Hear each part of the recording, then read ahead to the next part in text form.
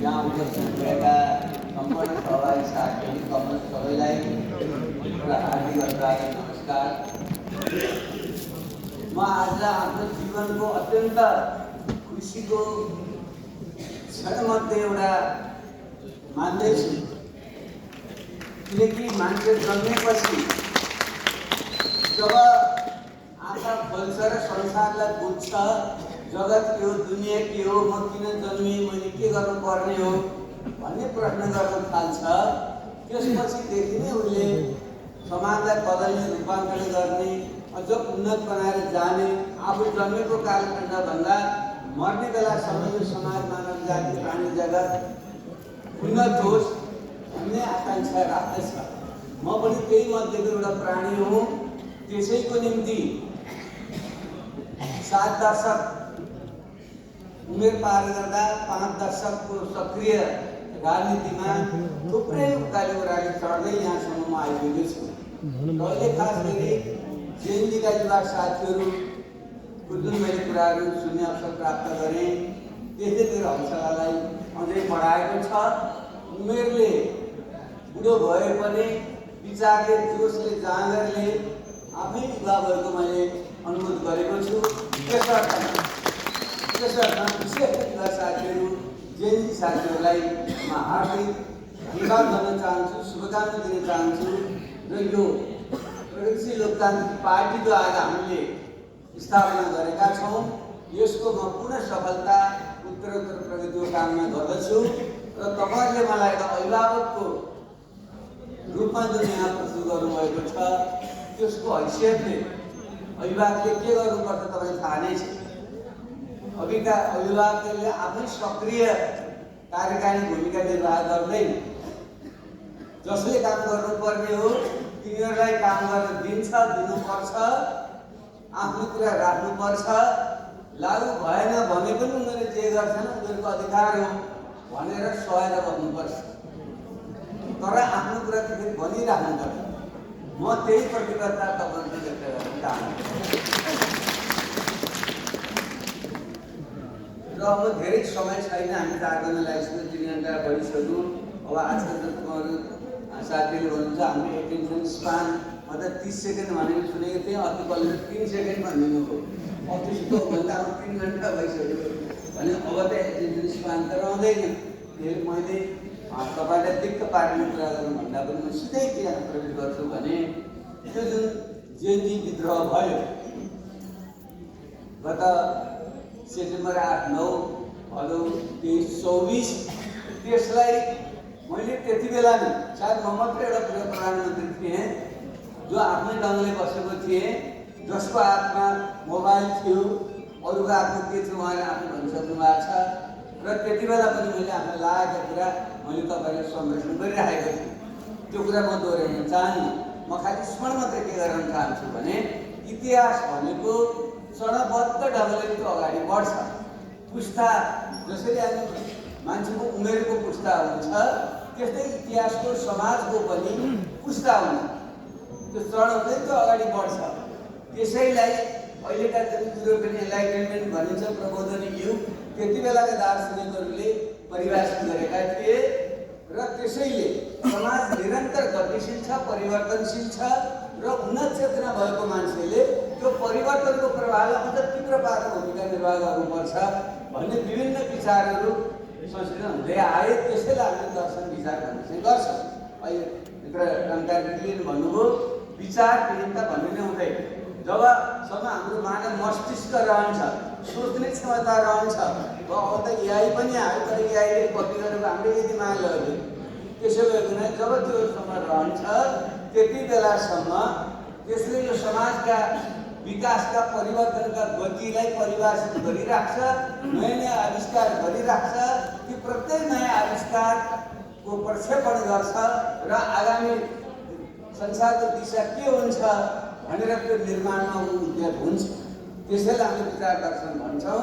र यो जेएनजी जुन विद्रोह भएको छ, नेपालको जुन लोकतान्त्रिकरणको जुन एउटा प्रक्रिया थियो, जुन 2007 साल आसपासबाट सुरु भएर हाम्रो पुस्ता बिपी इस्लामको पुस्ता हुँदै हाम्रो पुस्तासम्मले 2072 साल असोज 3 गते संविधान सभाबाट संघीय लोकतान्त्रिक गणतन्त्रको संविधान जारी गर्ने बेलासम्म एउटा अध्याय एउटा च्याप्टर इतिहासको त्यो लोकतान्त्रिकरणको औपचारिक ढङ्गले जनताले आफ्नो चुनिएका प्रतिनिधि मार्फत आफ्नो संविधान लेखेर जारी गर्ने काम त्यो पुरा भएकै हो। तर त्यसमा के अपूर्णता थिए, त्यसैले मैले त्यति बेलै देखेँ त्यो संविधान आधा गिलास भरि छ आधा खाली छ, त्यसका केही अपूर्णता छन्। तर त्यो आधा गिलासलाई जोगाउँदै आधा गिलास भर्नेतिर जानुपर्छ। त्यसो गर्नको निम्ति पुरानो प्रकारको राजनीति, पुरानो प्रकारको पार्टी र नेतृत्वले हुँदैन, नयाँ चाहिन्छ भनेर 72 साल असोज 9 गते मैले आफैले निर्माण गरेर साथीहरूसँग काम गरेर हामीले त्यहाँ पुर्याएको पार्टी अब यसको इतिहास पुरा भयो। त्यसलाई खरा मैले कहिले भनेको छैन। धेरै माओवादी साथीहरूको दाइले छोडेर राख्नुभयो, छोडेर गएको होइन। माओवादी आन्दोलनले आफ्नो कार्यभार पुरा गर्यो। 7 सालमा सुरु भएको जुन क्रान्ति र परिवर्तनको कुरा थियो त्यसलाई 46 सालमा अलिकति अगाडि बढाइयो।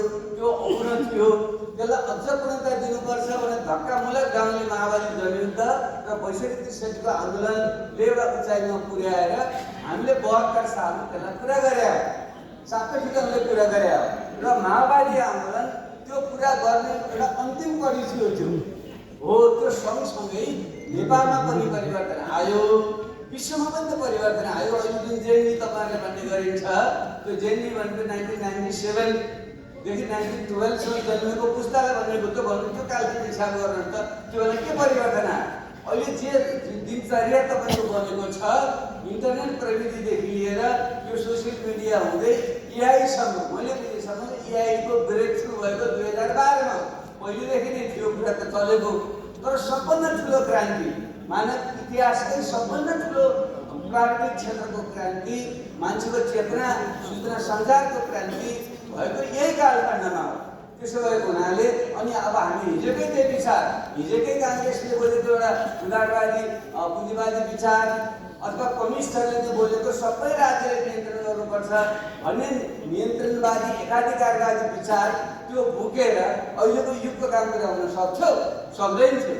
त्यसैले नयाँ विचार सहितको नयाँ विकल्प चाहिन्छ भनेर नै हामीले विभिन्न अभियानहरू सुरु गऱ्यौँ। तर हुन त समय त लिन्छ, त्यसले ढिलो भइरहेको थियो र कुनै पुराना शक्तिहरू हाम्रो समाजको धरातल त धेरै न्यून छ। तपाईँले थाहा छ हाम्रो अहिले पनि विश्वको आर्थिक स्तरमा हेऱ्यौँ भने विश्वको औसतभन्दा 10 गुणा हामी तल छौँ। किनकि मान्छेको आर्थिक स्तरले नै मान्छेको सामाजिक स्तर निर्धारण गर्छ र त्यसले चाहिँ सांस्कृतिक स्तर निर्धारण गर्छ, त्यसैले उसको चेतना स्तर निर्धारण गर्ने हो। त्यसैले जब विश्वको औसतभन्दा 10 गुणा तल भएको समाज छ भने त्यसले अहिलेको जेएनजी पुस्ताले भनेको जुन विचार र सोचेको विचार हो त्यो पुरा हुन सक्थ्यो। त्यो पुराना दलहरूबाट कुनै नेताबाट हुन सक्छ, सक्दैन। त्यसै भएर त्यो हुन सकेन र त्यो जुन गुम्सिएर बसेको थियो अन्तर्विरोध, त्यही नै भदौते हिजो विस्फोट भयो। हो, त्यो विस्फोटपछि म किन खुसी छु भने अब बल्ल अब दुनियाँले बुझ्ने गरी पुरानो ढङ्गले चल्दैन भन्ने कुरा नेपालमा स्थापित भयो। त्यसैले अब पार्टी र दल मात्र नभन्दिन, अब राजनीतिक पुनर्संरचना खोजियो हो। यहाँ साथीहरूले कुरा राख्नुभएको छ, राजनीतिक पुनर्संरचना खोजिया भइरहेको छ। त्यसो नगरेसम्म विश्वसँग जोडेर हामी जान सक्दैनौँ र अहिलेको नेपालको र अहिलेको जेएनजी पुस्ताले जे व्याख्या गरेको छ त्यो पुरा गर्न सकिँदैन। त्यसैले अहिले जुन प्रगतिशील लोकतान्त्रिक पार्टी भनेको छ, यो पार्टी भनेको जेएनजी आन्दोलनको उपज हो र जेएनजी पुस्ताको पार्टी हो भनेर बुझ्नु जरुरी छ। यदि यो कुरा बुझिएन र मैले आफ्नो बखान गर्न थालेँ, अर्को बखान गर्न थालेँ भने हुँदैन।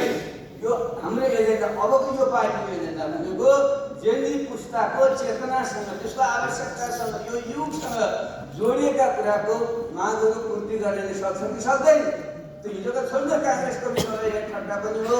एउटा साथीले लालसलाम भन्नुभयो, अर्कोले अर्को के भन्नुभयो, त्यो केही समय लालसलाम जाए नेपाल त्यो सबै भन्दै गरौँला। तर पछि चाहिँ गएर सुरुमा त गङ्गा जमुना सरस्वती मिसिन त एउटा रङ मिसिया हुन्छ नि सुरुमा, तर पछि गएर त गङ्गाको उडै बन्छ, गङ्गाको रङ अर्कै हुन्छ। त्यसलाई अहिले केही दिनसम्म गङ्गा जमुनाका हाम्रा